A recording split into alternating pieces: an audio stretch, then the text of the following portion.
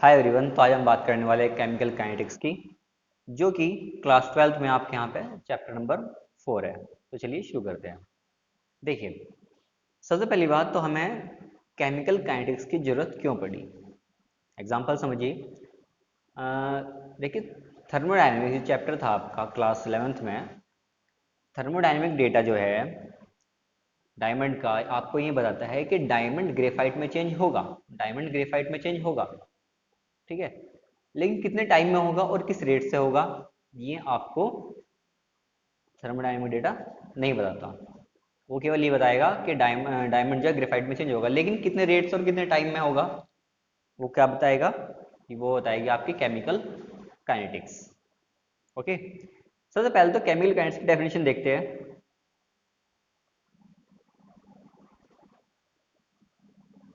ये देखिए डेफिनेशन क्या कहती है केमिकल काइनेटिक्स की। The branch of chemistry that deals with the speed of reaction or the rate of reaction, the factor affecting of the rate of reaction and the mechanism by which reaction proceed is known as chemical kinetics। ठीक है, तो जो branch of chemistry मतलब chemical kinetics किससे deal करेगी, rate of reaction से करेगी, उसकी रिएक्शन के मैकेनिज्म से करेगी। ओके, और जो उसके रेट को, रिएक्शन के रेट को अफेक्ट करेंगे उन फैक्टर्स पे। ठीक है, यहाँ पर जो है आपका सबसे पहला हम देखेंगे रेट, केमिकल रिएक्शन का रेट देखेंगे। लेकिन उससे पहले हम बात कर लेते हैं, कोई देखिए रिएक्शन स्लो होती है, कोई फास्ट होती है। इनको हमने तीन कैटेगरी में डिवाइड किया है। तीन कैटेगरी कौन कौन सी, वेरी फास्ट रिएक्शन जो होंगी वो आयनिक रिएक्शन होंगी आपकी, जैसे कि AgNO3 प्लस NaCl ले लीजिए आप, डबल डिस्प्लेसमेंट रिएक्शन होगी, है ना। AgCl बनेगा और NaNO3 आयंस ना पार्टिसिपेट किया, बहुत फास्ट होगी रिएक्शन। ठीक है, यहाँ पर हम यूज करते हैं, जैसे रेट यूज करें ना, हम यहाँ पे यूज करते हैं instantaneous rate. Okay, instantaneous rate मतलब यहाँ पर जो टी होगा, जो टाइम होगा, वो जीरो की तरफ अप्रोच करेगा। और देखिए एग्जांपल कोई भी ले लो आप, इसका एग्जांपल BaCl2 ले लो प्लस H2SO4 ले लो, हम रेट की बात भी करेंगे यहाँ पर। क्या बनेगा, BaSO4 प्लस 2HCl, है ना। और लेते हैं दूसरा, जो मॉडरेटली फास्ट होंगी। ठीक है, जैसे कि आपका एग्जांपल हो गया आपका, मतलब neither very fast neither very slow, moderate. Example ले लें आपका सुक्रोज ले लो, या फिर आप एक काम करो हाइड्रोलाइसिस ऑफ एस्टर ले लो in presence of acid, CH3COOH C2H5OH। ठीक है, हाइड्रोलाइसिस ऑफ एस्टर हो गया। ठीक है, इसका रेट क्या होता है, ना तो ज़्यादा स्लो होता और ना ज़्यादा ही फास्ट होता। आप सुक्रोज ले सकते हैं यहाँ पर, C12 H22 और 11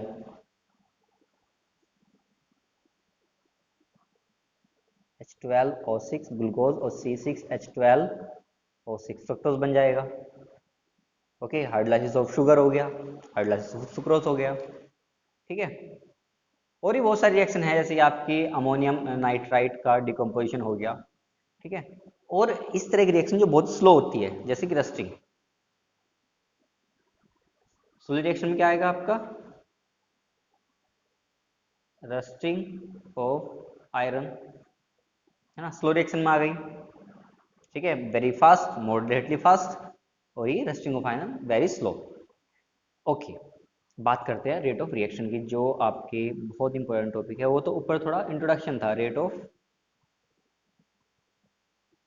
रिएक्शन, रेट ऑफ रिएक्शन हम कंसिडर करेंगे एक R is equal to P, reactant is equal to product. मैं R रिएक्टेंट के लिया है, आप A is equal to B भी कर सकते हो। कुछ जगह आपको A is equal to B मिलेगा, वो reactant is equal to product. Left side आपके क्या होगा, रिएक्टेंट, राइट साइड क्या होगा आपका, प्रोडक्ट। ओके, लेकिन सबसे पहले इसकी डेफिनेशन देख लेते हैं। The rate of reaction the rate of reaction is the change in the concentration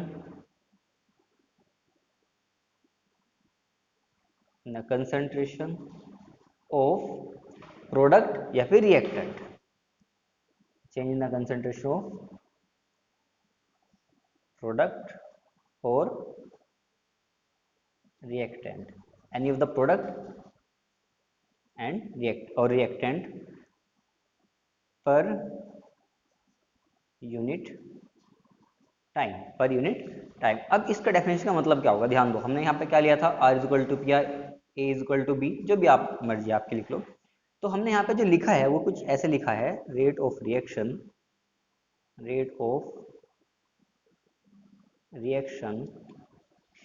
change in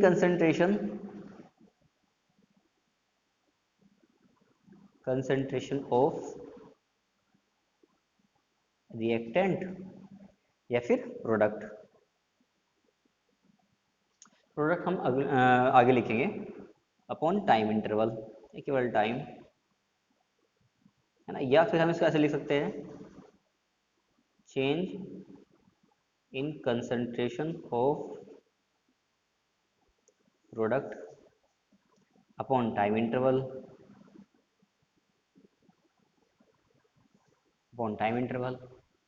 ठीक है।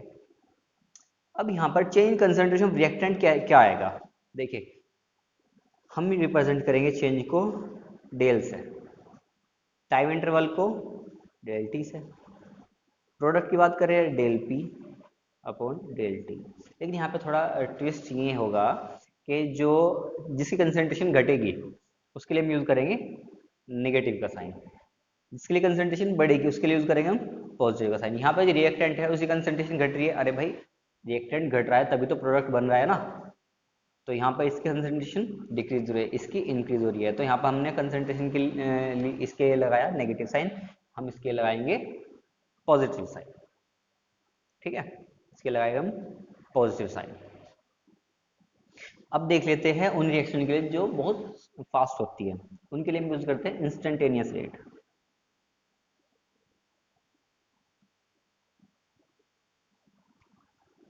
इंस्टेंटेनियस रेट अभी कुछ नहीं है, यहाँ पर जो था, अगर हम आर लिख रहे हैं इंस्टेंटेनियस, तो कैसे लिखेंगे, del R over del T ऐसे लिख रहे थे हम, है ना। अब यहाँ पर हम जो लिमिट यूज करेंगे, वो यूज करेंगे del T tends to zero, del T जो है ना, यहाँ पर जो टाइम है वो जीरो की तरफ बढ़ रहा है, मतलब वो बहुत कम है, ठीक है, वो बहुत कम है। और ऐसे अगर आप प्रोडक्ट की टर्म में लिखना चाहते हो तो del P over del T, यहाँ पे भी क्या होगा आपका del T tends to zero, यहाँ पर आप ऐसे लिख लीजिए limit del T tends to zero, simple, ठीक है। अब सपोज करो कोई रिएक्शन हमारे पास है, हम उसके लिए कैसे लिखेंगे, ध्यान दो, सपोज करो मेरे पास रिएक्शन है N1A N2B is equal to N3C N4D N4D। अब मेरे ख्याल से ये रिएक्शन थोड़ी पहले बड़ी हो जाएगी, पहले हम छोटे छोटे रिएक्शन लेते हैं ना, इसको बाद में लेंगे, छोटे छोटे रिएक्शन लेंगे। सपोज करो मैं यहाँ पे लेता हूँ 2A is equal to B, हमने कहा इसके लिए आप रेट लिखो, ध्यान दो, तो हम कैसे लिखेंगे, R इज इक्वल टू, मैं यहाँ पे सीधा अब रेट को ना मैं केवल R लिख दूँ, मैं केवल रेट ऑफ रिएक्शन लिख रहे थे वहाँ पे, इसको केवल R लिख रहा हूँ, तो D यूज कर लो, D स्मॉल चेंज के लिए यूज करते हैं हम जनरली, और जो डेल्टा है वो लार्जर चेंज के लिए यूज करते हैं। मैं यहाँ पे D यूज करूँ, डेल यूज करूँ, कोई प्रॉब्लम नहीं है।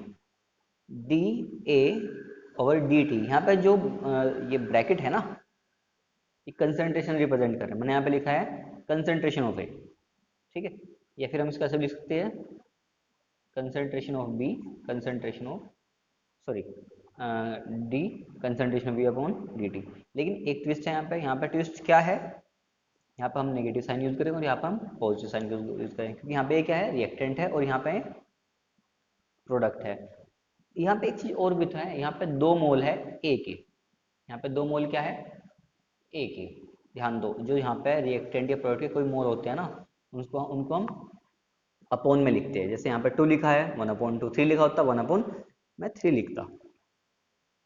ओके, और हम दूसरी रिएक्शन देखेंगे, वो कुछ ऐसी होगी। ये हाइपोथेटिकल रिएक्शन आप कैसे भी लिख सकते हो। 2A = 3B, यहाँ पे जो हम लिखते हैं इसका रेट, तो rate is equal to -12 D concentration of A upon dt is equal to +1/3 concentration of dB/dt। अब हम देखते हैं इसका rate. R is equal to 1/n1 dA/dt, लेकिन यहाँ पे क्या आएगा, माइनस आएगा, is equal to -1/2 dB/dt is equal to +1/n3 dC/dt is equal to +1/n4 dd is equal अपॉन dt। ठीक है, ये इस रिएक्शन का रेट आ गया। अब हम यहाँ पर कोई न्यूमेरिकल लेंगे और उस न्यूमेरिकल में रेट कैसे काम आएगा वो देखेंगे। देखिए हमारे पास जो क्वेश्चन है वो कहता है express the rate of following reaction in term of different reactant and product. हमें ऐसे लिखना है पहले तो, ठीक है, इसका जो रेट है। और वो फिर इसने दिया है the rate of formation of NO is 3.6 into 10⁻³ mole litre inverse second inverse. दो ही कैलकुलेट करनी है हमें, calculate rate of disappearance of NH3 and rate of formation of H2O। चलिए शुरू करते हैं। कुछ इसमें जो बातें होंगी हम बीच में डिस्कस करेंगे क्वेश्चन के। चलिए शुरू करें। सबसे पहले तो हम लिखेंगे इस रिएक्शन का rate in term of reactant and product. इसका रेट होगा, कैसे लिखेंगे, देखिए NH3 है, D concentration of NH3 upon dt -1/4 DO2 मैं कंसंट्रेशन नहीं बोल रहा, 5 -1/5 is equal to DNO over dt। Differential form में लिख रहा हूं मैं, यहाँ पे क्या आएगा आपका NO +1/4 is equal to D H2O over dt। 6 है +1/6। एक बार अगर वो हमसे ना भी कहता है कि लिखो, हमें इसकी जरूरत तब भी पड़ती है, हमें लिखना ही पड़ता है, इसके बिना बात बननी थोड़ी मुश्किल थी। ओके, अब जो मुझे दिया है वो रेट ऑफ फॉर्मेशन दिया है NO, ठीक है, रेट ऑफ फॉर्मेशन दिया है NO, ये दिया है, और मुझसे पूछ रहा है rate of disappearance of NH3। Okay,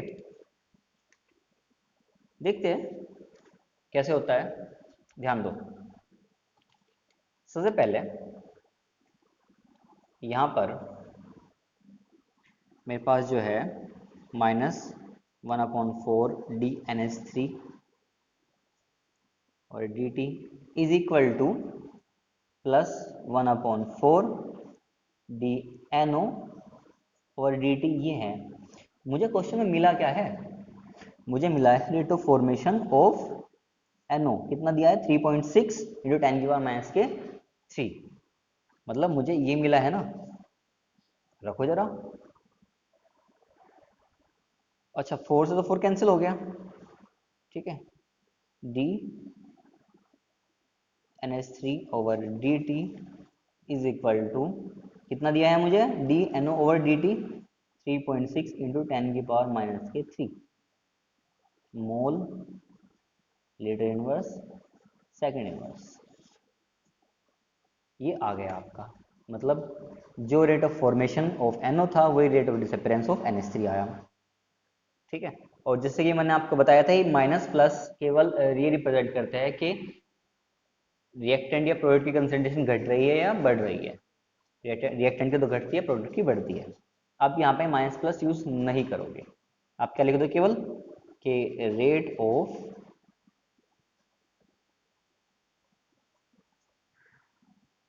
disappearance of NH3।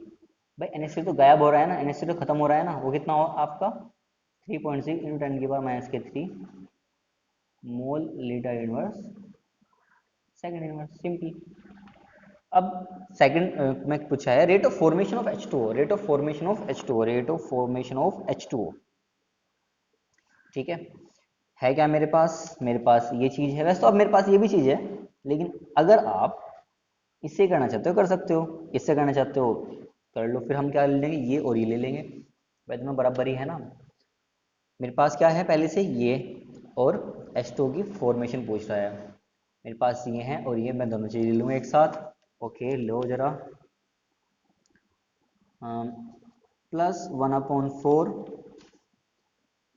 DNO over dt is equal to +1/6 dH2O upon dt। Okay, अब इसकी वैल्यू क्या है मेरे पास, इसकी वैल्यू कितनी है भाई, ये क्वेश्चन में ही है ना, 3.6 into 10⁻³ rate of formation of NO। इसकी वैल्यू कितनी है मेरे पास, 1/4 एज इट इज रहेगा, 3.6 इंटू 10⁻³ आ जाएगा, 1/6 dH2O ओवर dt। ध्यान दीजिए यहाँ पे मैं 6 इधर ले जाऊंगा, 6/4 इंटू 3.6 इंटू 10 मल्टीप्लाई में चल जाएगा, dH2O ओवर dt। अब ये है क्या मेरे पास, ये चीज़ क्या है मेरे पास, rate of formation of H2O है ना। मेरे पास ये क्या है, rate of formation of H2O है ना। तो rate of formation of H2O, ध्यान दीजिए जब मैं इसको कैलकुलेट करूंगा, इन सबको कैलकुलेट करूंगा, कुछ नहीं 9 टाइम्स कट हो जाएगा, 5.4 इंटू 10⁻³ मोल लीटर इनवर्स और सेकंड इनवर्स। ये आंसर है मेरे पास, 5.4 इंटू 10⁻³। ओके, ये आपका न्यूमेरिकल इस तरीके से आ सकता है। ठीक है, बोर्ड में भी आता है, इंपॉर्टेंट न्यूमेरिकल है। ठीक है, ये आपका आंसर हो गया। आप इसे एक बार कर सकते हो, अपने आप ट्राई कर लो, कॉपी में लिख लो। ठीक है, ये क्वेश्चन है देखिएगा, ये इस तरह के क्वेश्चन ज़्यादा इंपॉर्टेंट होता है, क्योंकि यहाँ पर ये AB वाले ना क्वेश्चन ज़्यादा इंपॉर्टेंट होते ही हैं कॉम्पिटिशन्स के लिए भी। For an elementary reaction 2A plus B is equal to 3C, the rate of appearance of C at time t is 1.3 into 10⁻⁴. Calculate the rate of reaction and the rate of disappearance of A. Rate of reaction पूछ रहा है, कुछ नहीं करना, DC और DT पूछ रहा है हमसे। भाई देखो हमें क्या दिया है, rate of appearance of C दिया है हमारे पास। अगर मैं रेट लिखता हूँ इसका, अगर मैं इसका रेट लिखता हूँ, रेट लिखो उसका जरा, कैसे लिखोगे आप, 1/2 dA ओवर dt माइनस कर दोगे। ठीक है, dB ओवर dt माइनस कर दोगे, प्लस 1/3 dC ओवर dt। अब रेट इसका ये भी है, ये भी है और ये भी है, लेकिन मैं इस टर्म में नहीं लिखूंगा। क्यों लिखूं, जब मुझे rate of appearance of C मिला है तो मैं इनसे क्यों निकालूं, इसे निकालूंगा तो रेट कैसे निकालूंगा, मैं किस टर्म में लिखूंगा, C की टर्म में लिखूंगा। 1/, अगर आपको ए बी की वैल्यू दी, disappearance of A disappearance of B की, बी का अगर रेट दे दिया जा तो आप ए या बी की टर्म में लिख लो, सी का दिया है तो मैं सी की टर्म में लिख लिया। कितना दिया है, रेट ऑफ अपीयरेंस ऑफ सी 1.3 दिया है, 1/1.3 इंटू 10⁻⁻⁴। और आप क्या करोगे, कुछ नहीं करना, आपको यहाँ पे डिवाइड करना। देखिए मैंने डिवाइड पहले से किया हुआ है, 1.33 इंटू 10⁻⁻⁵ मोल लीटर इनवर्स सेकंड इनवर्स। तो यूनिट है ना, ये रेट की यूनिट और रेट कांस्टेंट की यूनिट, इनके ऊपर अलग से ही क्वेश्चन आता है, हम उनकी बात करेंगे आगे जैसे जैसे चैप्टर में आगे बढ़ेंगे। अच्छा, ये तो आ गया मेरे पास रेट ऑफ रिएक्शन, ये आ गया रेट ऑफ रिएक्शन, है ना। सेकंड क्या है मेरे पास, rate of disappearance of A. Okay, अब मुझे यहाँ पे ए जो रेट लेना है ए और सी के टर्म में लेना है। ओके, मतलब ये और ये 1/2 D A over D T is equal to 1/3 D C over D T. क्या पूछा है मुझसे? D A over D T पूछा है, rate of disappearance of D over D T is equal to 2 नीचे है, ऊपर चले जाएगा 2/3 D C over D T. ध्यान दो 2/3 D C over D T की वैल्यू मेरे पास क्या है? 1.3 10 की पावर माइनस के 4, 1.3 इंटू 10 की पावर माइनस के 4। अब यहाँ पर इन सबको कैलकुलेट करने के बाद जो आपके पास आएगा वो होगा 8.66 इंटू 10 की पावर माइनस के 5। यूनिट क्या लिखोगे आप? 8.66 इंटू 10 की पावर माइनस के 5 यूनिट आप जो यहाँ पे लिखे वही लिखोगे। ठीक है, इस तरह के क्वेश्चन आते हैं, इनकी प्रैक्टिस आप कर लीजिएगा एक बार। अब बात करते हैं factor affecting the rate of reaction. ध्यान दीजिए, फैक्टर्स अफेक्टिंग द रेट। यहाँ पर सबसे पहले जो फैक्टर होगा वो नेचर ऑफ रिएक्टेंट है। ये में है कि अफेक्ट कौन कौन से फैक्टर करेंगे रिएक्शन के रेट को। सबसे पहला जो है आपका वो है नेचर ऑफ रिएक्टेंट। मैं यहाँ पर 2 रिएक्शन लिखूंगा, nature of reactant NO plus O2 is equal to, यहाँ पर बैलेंस भी करना होगा 2NO2 2NO, बैलेंस हो गई, 4 हो गए यहाँ पर ऑक्सीजन। कुछ ऐसे रिएक्शन ये है मेरे पास, और ध्यान दो ये सभी यहाँ पर गैसेस स्टेट में है, मैंने इनकी स्टेट नहीं लिखी, इनके ब्रैकेट में जी लिखना है, सबके ब्रैकेट में सब गैसेस स्टेट में, मैंने बता दिया आपको। यहाँ पर जो 2 रिएक्शन है उसमें जो पहले वाली रिएक्शन होगी वो फास्ट होगी, नीचे वाली स्लो होगी। जबकि दोनों रिएक्शन देखने में जैसे लग रही है, बस यहाँ पर नाइट्रोजन और कार्बन के तो अंतर है, लेकिन इनका दोनों का रेट बहुत अलग है। जैसे मैंने कहा पहले वाली फास्ट, सेकंड वाली स्लो। अब यहाँ पर सबसे बड़ा फैक्टर ये है, ठीक है, सबसे बड़ा फैक्टर ये है कि हमें बॉन्ड ब्रेक करने के लिए डिफरेंट अमाउंट ऑफ एनर्जी की जरूरत होगी, और दोनों के लिए NO के लिए और CO के लिए, दोनों के लिए वो अलग अलग है।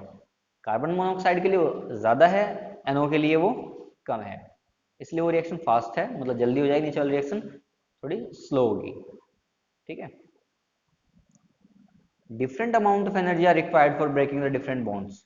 याद रखिएगा, different amount of energy are required for breaking the different bonds. ये आप बात याद रखिएगा। नेक्स्ट है आपका कंसंट्रेशन ऑफ रिएक्टेंट। कंसंट्रेशन of reactant. Generally, as we increase the concentration of reactant, rate of reaction increases. जैसे जैसे हम concentration बढ़ाते हैं reactants की, हम concentration बढ़ाते हैं reactant की, हमें product उतनी जल्दी मिलता है, मतलब concentration बढ़ाने से रेट बढ़ेगा। नंबर 3 देखिएगा, नंबर 3 है आपका टेम्परेचर। देखिए यहाँ पर वही जनरल टेम्परेचर बढ़ाने पर रेट ऑफ रिएक्शन बढ़ता है, पक्की बात है। ठीक है, आप एनर्जी ज़्यादा किसी रिएक्शन को दोगे वो उसका रेट बढ़ेगा। अच्छा, लेकिन यहाँ पर एक बात देखी गई है कि हर एक 10 डिग्री सेल्सियस बढ़ाने पर, ठीक है, हर एक 10 डिग्री सेल्सियस, ये इंपॉर्टेंट पॉइंट है, द रेट ऑफ रिएक्शन, मैं लिख रहा हूँ इस बात को, the rate of reaction becomes nearly double. ठीक है, ये 2 और 3 के बीच ऐसा ना, nearly double for 10 degree Celsius rise in temperature. वो हर एक 10 डिग्री सेल्सियस राइज टेम्परेचर के लिए। ठीक है, अब हम कैटलिस्ट की बात कर लेते हैं, प्रेजेंस ऑफ कैटलिस्ट। कैटलिस्ट क्या करेगा, ध्यान दीजिए, कैटलिस्ट वो सब्सटेंस होते हैं जो रिएक्शन के रेट को बढ़ाते हैं। और अगर हम इक्विलिब्रियम की बात करें ना, इक्विलिब्रियम हमने 11th में पढ़ा था, अगर हम इक्विलिब्रियम में कोई रिएक्शन हो रही है उसकी बात करें तो कैटलिस्ट वहां पर क्या करेगा, इक्विलिब्रियम को जल्दी अटेन करने में हेल्प करेगा। नेक्स्ट देखते हैं सरफेस एरिया, ये पूछ लेता है सरफेस एरिया।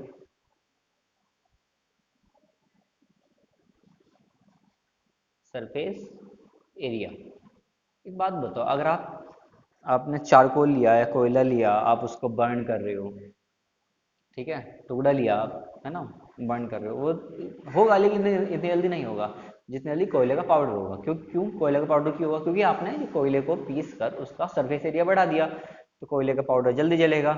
ऐसे हम देखते हैं कि जो लकड़ी का टुकड़ा है वो स्लो जलेगा, और जो लॉग ऑफ वुड है, लॉग ऑफ वुड मीन्स बारूदा, ठीक है ना, जो लॉग ऑफ वुड है वो जल्दी जलेगा, ठीक है, सरफेस एरिया बढ़ गया तो रिएक्शन भी फास्ट होगी।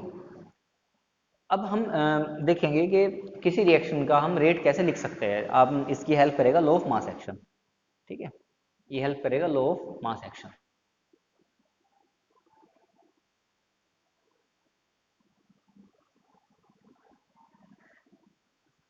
Law of mass action consider कीजिए, कोई आपके पास रिएक्शन ये है, A B, B is equal to product,